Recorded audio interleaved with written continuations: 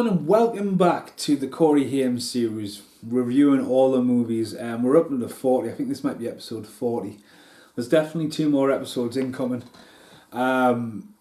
This film has been on the cards for a while, and I've just had to make decisions upstairs because I've literally got to shoot out. So it was like, let's use the smaller camera and let's use the sunshine. So there's my washing. I've made these decisions to make this video, right? Okay.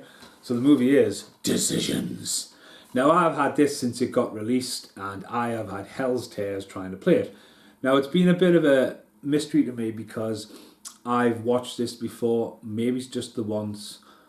It's the reason why I only watched it once. Watched it in my own home and stuff like that, and I went to watch it one night. It wouldn't play on the PlayStation.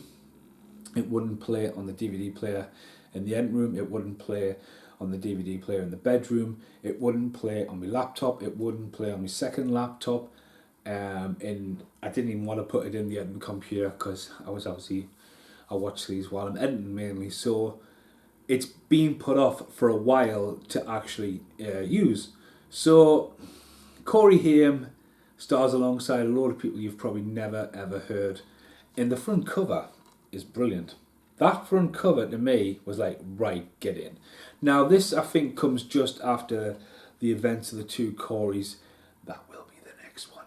And Haim has literally put a bit of weight on in this and kind of looks like he's wearing a wig.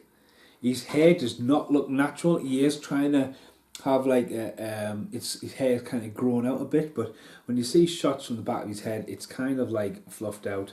But again, this is really packaged well. Your whole life can change in 24 hours. When a group of friends decide to pull a bank heist to get out of an underworld money troubles, they quickly, massive gap in between their troubles, discover that things unravel in a hurry. Comprise detective, massive gap between, see the massive gap there? Massive gap between Corey and the bracket. Like, what's that about? It's pretty pooped like. On a take of crime syndicate. So that's pretty much it. Directed by Duke. That's it. No Newcomb or anything, just Duke. Obviously American import. I've had this quite a while. As I said, good cover, and there is quite a lot of promotional stuff out there. There is a couple of signed posters of that knocking around on eBay. So when you talk about availability, it is on Amazon Prime for £3.49 to rent. So it's available. Stuff like on there as well, Demolition High and Demolition U are on there free to watch, but then suddenly they're not free to watch. So I need to speed this up because I do have an appointment, so decisions need to be made with this. Fuck me, straight away, like what's going on? So at this point in Corey Haim's career, this is one of his last films. He's looking to work around the LA base, and this is set around LA, and this is someone who has got a passion to make movies, there's no doubt about it, who's made this movie. Obviously, it looked like shite on Amazon, and the quality kept dropping. I nearly had to turn the white balance down on the television. A group of kids rob a shop at the start, one faking a seizure, and then a guy who's a tramp, and the kids have got loads of sweet, ends up sitting on a load of tyres, and he's going, I'm going to tell you a story, kids. And you're like... And he starts telling these different stories of these different peoples. The first time you see Corey Haim, he is licking out his partner, the rookie he calls her, in a car. Like, imagine getting pulled over in the street corner and kids, and then that being the story. So that's one story, then Corey Haim. But again, this is one of the very few films where Corey Haim is pretty much essentially the crooked cop. He's a bad guy. And this is interesting because he'd never done this really. He'd never been like the bad guy. He was never Rent a Bad Guy. He was kind of like the Corey Haim. And he gets top billing in this. His name's at the start of the movie. There is a big problem with this movie as well, as a lot of rap music is constantly over the top and quite loud towards dialogue and repetitive. This keeps going on, but there is a story about 2, let's just say it, white guys trying to be rappers, and again there's a scene where there's 2 white guys and 3 black guys, and the main guy in the middle, like he really turns it on. He's like trying to hit them down for 25 grand and wants 90% of royalties, and it's again keeps cutting back to the kids sitting there eating the biscuits, and you're like, like, what the fuck are the kids getting up with this? And it's obviously one guy's killed somebody, and like again, it's trying to do a bit of a Pulp Fiction kind of thing. The guys need the money, leave the bank. Corey Haim's lost some money because he's crooked.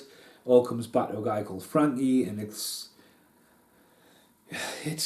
not well executed, and it's a weird one for him because, again, it is essentially like a gangster, kind of a bit of a gangster. Again, it's not.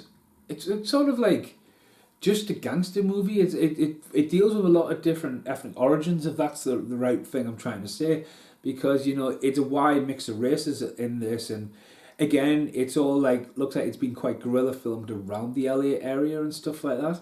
And Haim seems to be trying, but again, if you're going to cast him as a detective, he just looks like he went right. That'll do for detective. He's wearing clothes that are really too big for him. That was normally his style anyway, but I think if he had more of a sharper dress suit in this, because he's walking along, his suit's way too big, he open chest, obviously he like doesn't look so detective. He's almost there, just not there. Then obviously the rookie cop who he's licking out when you first meet her, and she's like the smart one of the bunch. It's just kind of like, whoa, like like you've just cast her because she's pretty. And it's just like, wow. But again, for him, at the time, it was probably a week, maybe 2 weeks max work. And then they made the film work around there. As I said, I think it's well packaged, except for obviously some grammar error on the back, but who am I to judge on that? But again, you can watch it on Amazon Prime. That is quite rare to get a hold of, but again, it's a region 1.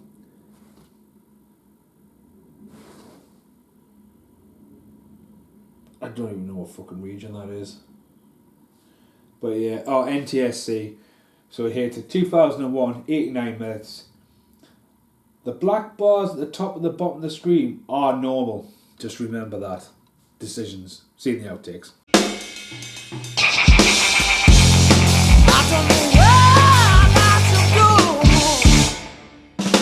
So, the next video will be the 2 Coreys. And I can't wait to actually waffle about that because I binge watched the entire first series and half the second series last night. So I wasn't going to do it. But let's quickly talk about this. Let's talk about Life 101 for a minute. I hardly remember it. Life 101 I had in my original collection as a small box VHS. £40 plus to import from America. Can't do that. I remember it being okay. I remember it being like, but again, it's a completely lost Corey Haim film to me. I would have it back in my collection, but just to acknowledge that stuff like Merlin when he plays Willow just is not available. It's not the one with Sam Neill in it. PSI Factor, Wolf on Campus. You can probably scrap this stuff out there's some really good Facebook pages like the Walk Through the Raindrops and the Corey Haim fan page where people are finding this stuff and dumping it out there. But I think with me personally, I've been trying to do this quite homegrown. I watched a video of Adam the other day where it's Seance. He's found a long lost Corey Feldman movie and talking through that. So this stuff is starting to creep out there. Dead Sea has never been released and Haim has just fanked in that. So I'm just waffling on like that to say that I tell you what, mind, coming off the back end of watching the 2 Coreys, and I can't wait to waffle about the 2 Coreys. Like, it was one of the reasons I'm glad decisions were made, because that's one of them where he's went out and he's tried and he's willing to take on independent stuff, and that's what that is.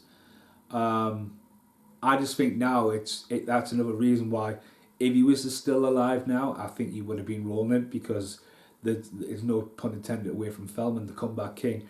There's an era right now of films like Matt Dillon being in loads of films like Hot Seat and stuff, which I think Haim could have been in. There's these films straight to that way could have been in there. But yeah, Decisions in at number 40, and there's definitely 3 more episodes left to do. Goodbye for now.